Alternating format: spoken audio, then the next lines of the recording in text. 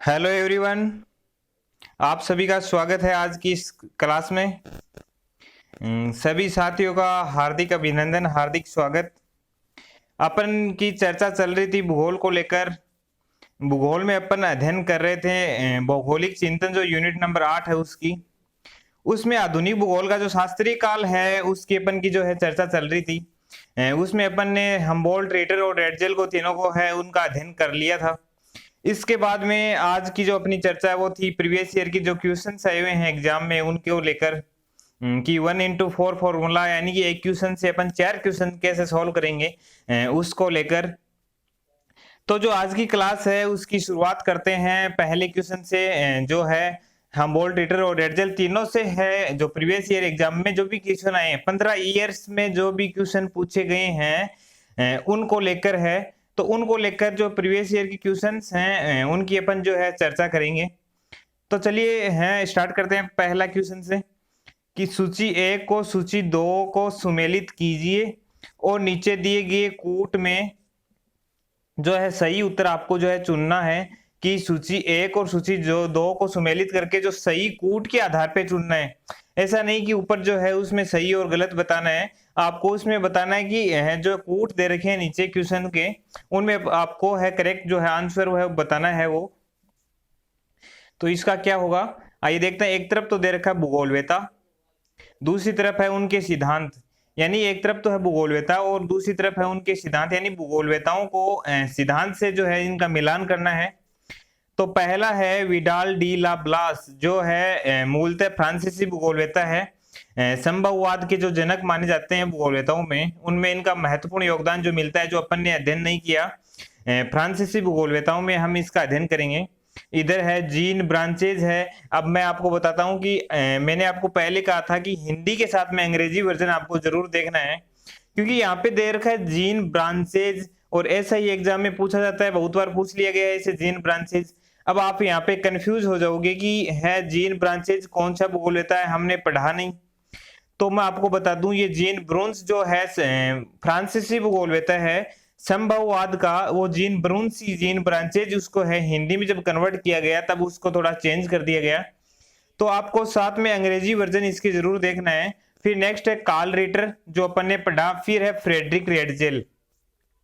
जो रेडजेल है लास्ट में अपन ने पढ़ा वो है। तो इनका मिलान करना है unity in diversity, social determinism, terrestrial whole interaction.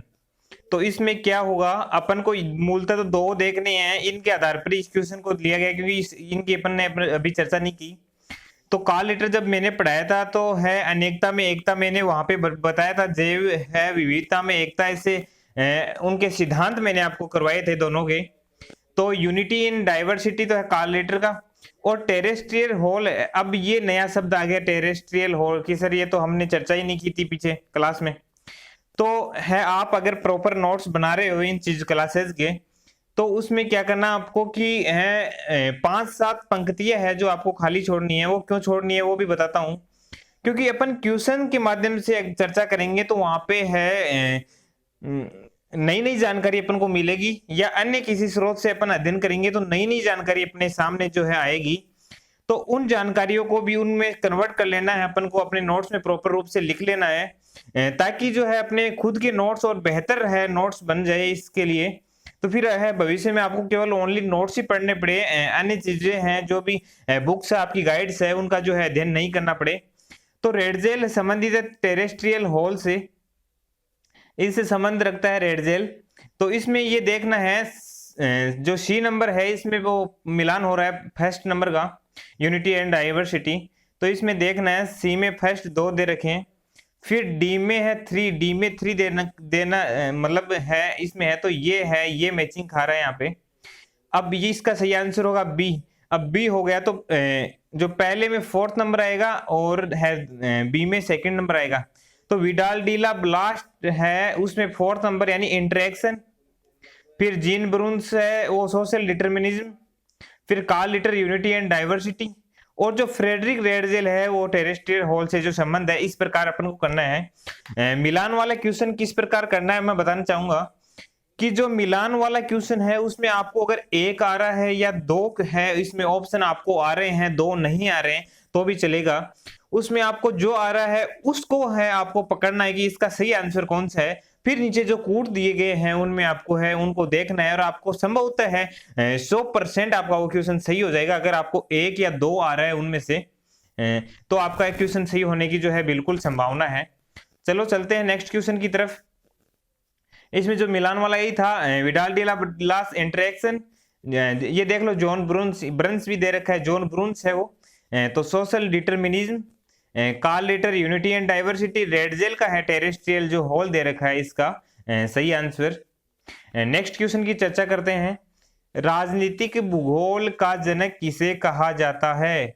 कि जो पॉलिटिकल ज्योग्राफी है उसका जनक है, उसका पिता किसे कहा जाता है?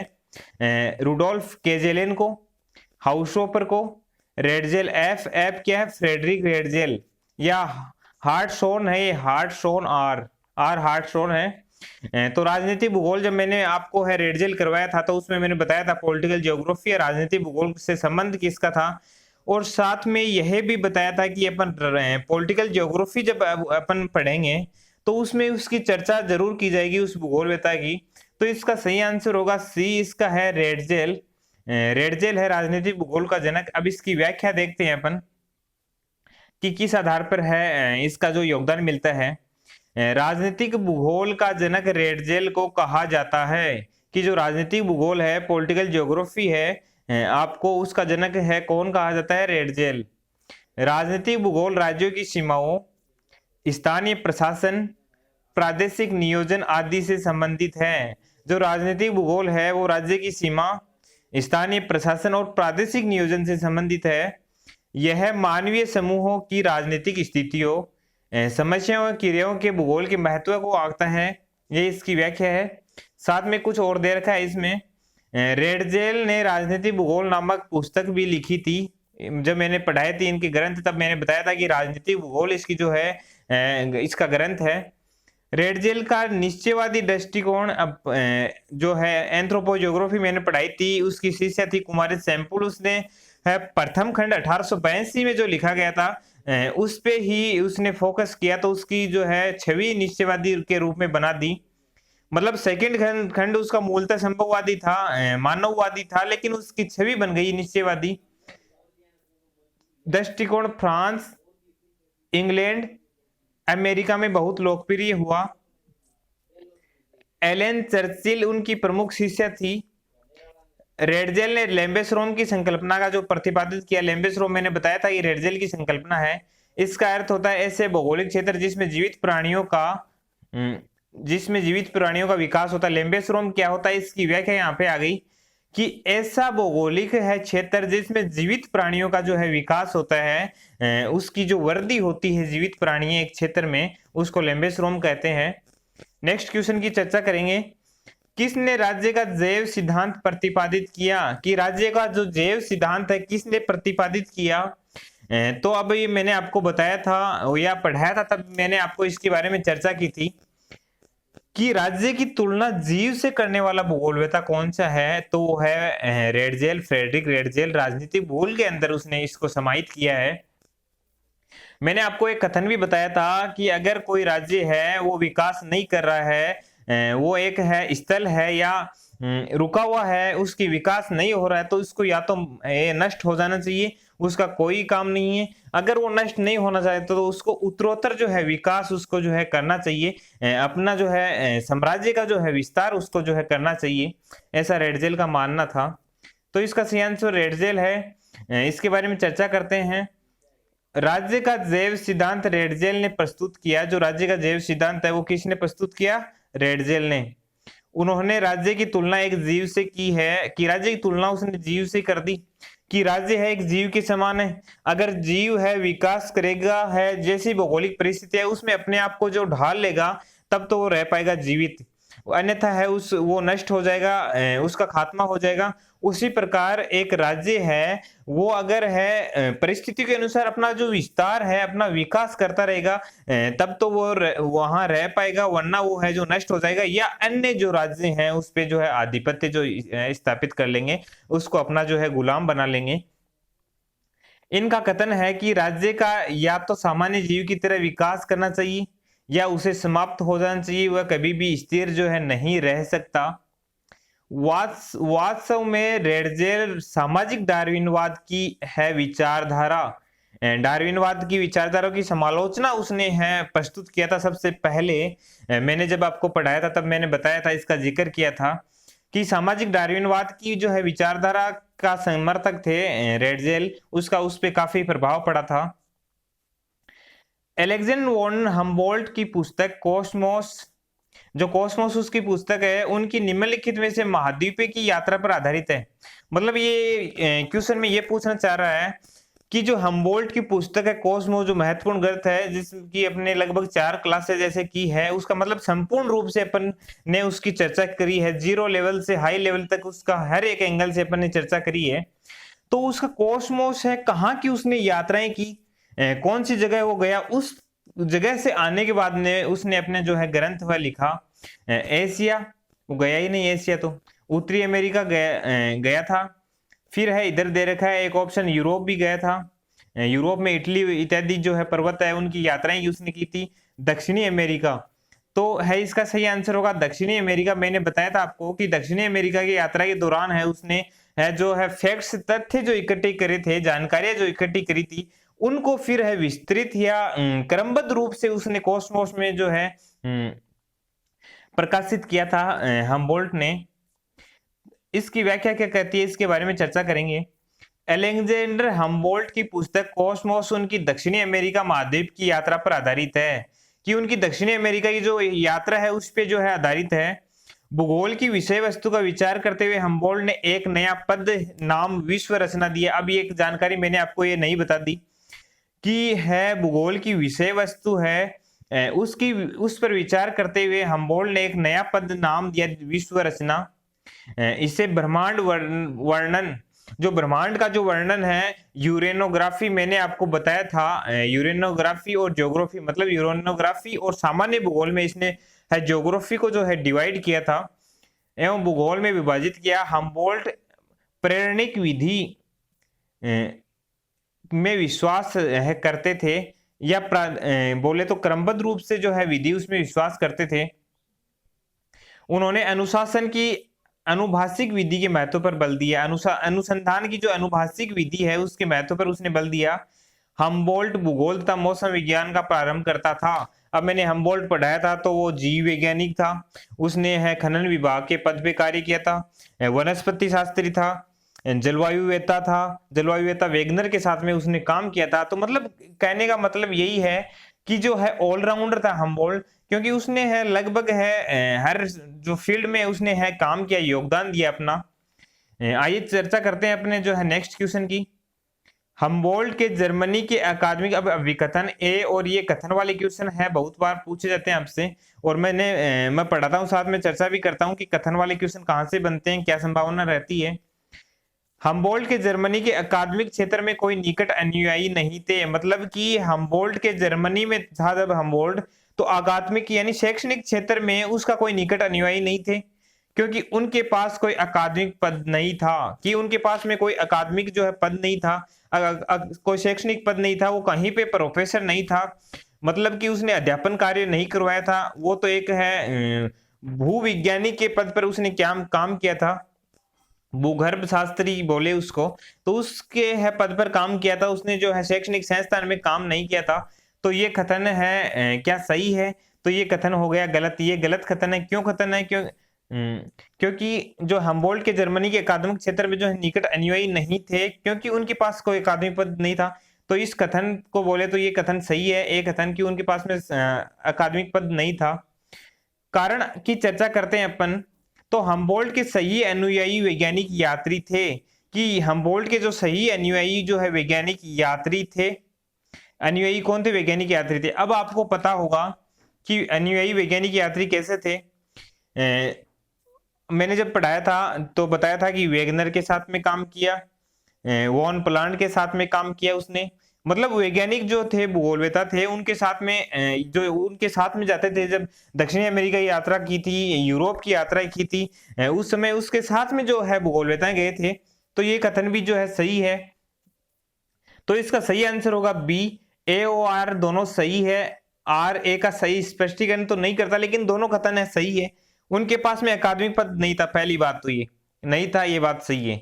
फिर उसके सही अनुयायी, अनुयायी वही होते हैं जो उसके साथ में काम करते हैं, मतलब उसके विचारों को जो आगे है प्रसारित करने का जो काम करते हैं, वो अनुयायी थे, वैज्ञानिक थे, यात्री थे, बिल्कुल ये भी सही है। तो ये दोनों ऑप्शन है इसमें जो है सही होंगे। एंथ्रोपोजियोग्राफी शीर्षक की पुस्तक किसने लिखी? अब मैंने कितनी बार आपको ये बता दिया था पहले ही, मैंने आपकी संदर्भ में पिक्चर पहले ही क्लियर कर दी थी कि जो एंथ्रोपोजियोग्राफी है, जो है खंड है, वो किसकी पुस्तक है। तो मैंने पढ़ाया था जब रेडजेल, तब मैंने बताया था विडाल डी ला ब्लास की है ही नहीं, कुमार सैमपुल की है ही नहीं, चार्ल्स डार्विन की है ही नहीं। तो कुमार सैमपुल की कौन सी पुस्तक है जो मैंने है रीटर पढ़ाया था, तब मैंने बताई थी आपको, भौगोलिक वातावरण का जो है प्रभाव है इसकी जो एकमात्र महत्वपूर्ण करती है, मतलब उसमें इतनी कट्टरता उसने दिखाई है निश्चयवाद की, प्रकृतिवाद की प्रकृति जो है कि प्रकृति ही सब कुछ है, यानी बोले तो है प्रकृति सर्वे सर्वा है, मानव उसके सामने कुछ भी नहीं है। मानव एक है जो चींटी होती कीड़े मकोड़े के समान है उसके सामने, की प्रकृति जब चाहे है उसका विनाश कर सकती है। तो इस प्रकार से, और उसने इसके अलावा भी मैंने आपको चर्चा की थी कि ये बताया था कि जो मानव की जो हड्डियां हैं, मन मस्तिष्क है, यानी कि रग रग में है जो प्रकृति बसी हुई है, अगर प्रकृति नहीं होती तो मानव का विकास संभव नहीं है। मतलब प्रकृति उसको निश्चित करती है या उसको है एक बांधने का काम करती है मानव को प्रकृति, ऐसा है सैमपुल ने लिखा था। तो इसका सही आंसर एंथ्रोपोजियोग्राफी होगा, रेडजेल होगा। इसके बारे में चर्चा करते हैं। एंथ्रोपोजियोग्राफी पुस्तक एफ रेडजेल, फ्रेडरिक रेडजेल ने लिखी थी। रेडजेल वास्तव में सामाजिक डार्विनवाद की विचारधारा के समर्थक थे। डार्विनवाद की विचारों की समालोचना उसने जो है प्रस्तुत की थी अपने ग्रंथ में। इनको राजनीतिक भूगोल का पिता कहा जाता है। अब यहाँ से कितने क्वेश्चन है मतलब बन रहे हैं इस व्याख्या से, 1x4 फॉर्मूला इसी को बोलते हैं कि एक अपन क्वेश्चन कर रहे हैं, यहाँ से 4 चीजें अपन जो है क्लियर कर रहे हैं। अब 4 चीजें कौन सी है वो इसके बारे में देखना। एंथ्रोपोजियोग्राफी क्वेश्चन आया हुआ है, सामाजिक डार्विनवाद आया हुआ है, राजनीतिक भूगोल इसका क्वेश्चन बना हुआ है, और है रेडजेल के समय में भौतिक बनाम मानव भूगोल की वैधता का जो है विकास है विवाद प्रारंभ हुआ। मतलब कहने का मतलब यही है कि द्वैतवाद प्रारंभ हुआ भौतिक बनाम मानव भूगोल में, क्योंकि उसका एंथ्रोपोजियोग्राफी 2 खंड थे, 1882 और 1891 में जो है लिखा गया था। पहला खंड था उसमें था निश्चयवादी प्रकृति को है प्रमुख माना गया था, लेकिन दूसरा खंड था उसका संभववादी था।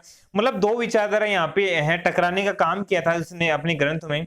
एक तो बोलता है, एक तरफ तो बोलता है प्रकृति है सर्वोपरि है, दूसरे ग्रंथ में बोल देता है कि मानव का भी योगदान है। मतलब उसको हालांकि होना चाहिए था निश्चयवादी कि दोनों ही भाई आपकी बात है, दोनों ही सही है, आप है दोनों ही है, भूगोलिकता सही है अपनी अपनी जगह की, प्रकृति भी महत्वपूर्ण है तो मानव भी महत्वपूर्ण है। लेकिन है उसकी शिष्या सैंपल सॉरी, लेकिन उसका क्या हुआ, उसका हुआ कि भौतिक बनाम मानव भूगोल की जो है वैधता का जो है विवाद प्रारंभ हो गया। तो उसका भी है जो प्रारंभ करता है रेडजेल को माना जाता है। रेडजेल ने ही उसमें जो है योगदान दिया था। फिर है नेक्स्ट क्वेश्चन अपना, उसकी चर्चा करते हैं। हमबोल्ट ने अपनी प्रसिद्ध पुस्तक कॉस्मोस कहाँ क्षेत्रीय कार्य करने के बाद, ये है रिवाइज हो गया क्वेश्चन है, 2 बार आया हुआ है क्वेश्चन। फील्ड वर्क यानी कि जो है क्षेत्रीय कार्य या अपनी यात्रा के दौरान किया था, तो वो आपका सही आंसर बताया था मैंने, दक्षिणी अमेरिका जबकि उसने यात्राएं की थी उस समय। हमबोल्ट ने 6000 किलोमीटर से अधिक यात्राएं की और अपना प्रसिद्ध ग्रंथ कॉस्मोस दक्षिणी अमेरिका के क्षेत्रीय कार्य करने के बाद में है जो लिखा था। इस ग्रंथ में उन्होंने समस्त विश्व का विस्तृत वर्णन किया। विश्व का मतलब उसने है वर्णन किया था यहाँ पे। उन्होंने अपनी प्रत्येक यात्रा में भौगोलिक तत्वों जैसे अक्षांश, देशांतर, समुद्र तत्व से ऊंचाई, चुंबकीय अंतर, चट्टानों में भेद, तापमान, पतन। अब मैंने जब पढ़ाया था मैंने बताया था कि है वो 48 प्रकार के यंत्र अपने साथ में लेके चलता था। अक्षांश, देशांतर, समुद्र तल से ऊंचाई, चुंबकीय अंतर, चट्टानों के भेद, तापमान, पतन, दिशा, चुंबकीय मतलब की है उसमें है चट्टानों में जो खनिज तत्व है उनकी जांच करने के लिए, वनस्पति मानवीय क्रियाकलापों के लिए, मतलब कि 48 प्रकार के। तो वो जो है सूर्य से जो है सूर्य घड़ी के समान एक यंत्र उसके साथ में था, मतलब सूर्य से जो कोण मापने का काम करता था। और उस समय उसका जो है चेहरा भी झुलस गया था, मैंने आपको चर्चा की थी। साइनोमीटर क्रोनोमीटर इत्यादि जो उसके जो उपकरण थे, मैंने आपको उसके बारे में विस्तृत चर्चा की थी। अगर आपने वो है क्लास नहीं ली तो आप है प्लेलिस्ट में जाके वो देख सकते हो, वहां पर आपको है क्लास अवेलेबल है वो, तो वहां पे आप संपूर्ण उसकी जो है जानकारी ले सकते हो। तो इसके बाद में इन्हीं योगदानों के कारण उन्हें वनस्पति भूगोल, मौसम विज्ञान विज्ञान आधुनिक भूगोल का जो है संस्थापक है माना जाता है। किसको? हम्बोल्ट को। भूगोल का विशेष प्रयोजन बहु विविधता में एकता की तुलना करना, ये कथन किससे संबंधित है? बहु विविधता में एकता, अनेकता में एकता मैंने आपको बताया था जब सिद्धांत पढ़ाई थे, ये सिद्धांत है उनका। किसका है? कार्ल रिटर का है। बहु विविधता में जो है एकता कार्ल रिटर से संबंधित है। भूगोल का विशेष प्रयोजन बहु विविधता में एकता का तुलना करना है, यह कथन कार्ल रिटर का है। कार्ल रिटर को आधुनिक भौगोलिक विचारों का संस्थापक माना गया है।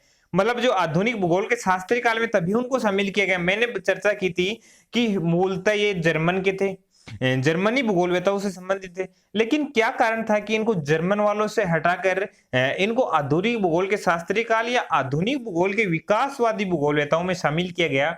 तो इसका यही था कि इन्होंने है भूगोल के विकास में जो अपना योगदान दिया, भौगोलिक विचारों का जो है संस्थापक इनको जो है माना जाता है। रिटर द्वारा विकसित अनेकता में एकता का आधारभूत सिद्धांत है। अनेकता में एकता का आधारभूत सिद्धांत, मैंने तभी ये सिद्धांत बताए थे। मैंने आपको ये भी बोला था कि आपको है इनमें पीएचडी नहीं करनी है, आपको इतनी गहराई में नहीं जाना, आपको बस इनका जो है हेडिंग आपको इसकी देखनी है। जैसे अनेकता में एकता का विचार, अब ऐसा कोई भी क्वेश्चन आज तक पुटअप नहीं हुआ है जिसमें इसके बारे में पूछा गया कि क्या अनेकता में एकता है, क्या अनेकता में एकता का सिद्धांत है, क्या प्रतिपादित है, इसके अंदर क्या सम्मिलित किया है। तो आपको है यही ध्यान में रखना कि अनेकता के एकता का संबंध किससे है? रिटर से है। उसके अनुसार आवास जिसमें मानव सांस्कृतिक पर्यावरण का निर्माण करता है, जैविक और अजैविक घटकों में मूलतः एकरूपता है जो पाई जाती है। अब एक सुमेलित वाला क्वेश्चन दूसरा है, इसमें एक तरफ तो दे रखा है संकल्पना या पुस्तक, दूसरी तरफ है प्रतिपादक या लेखक।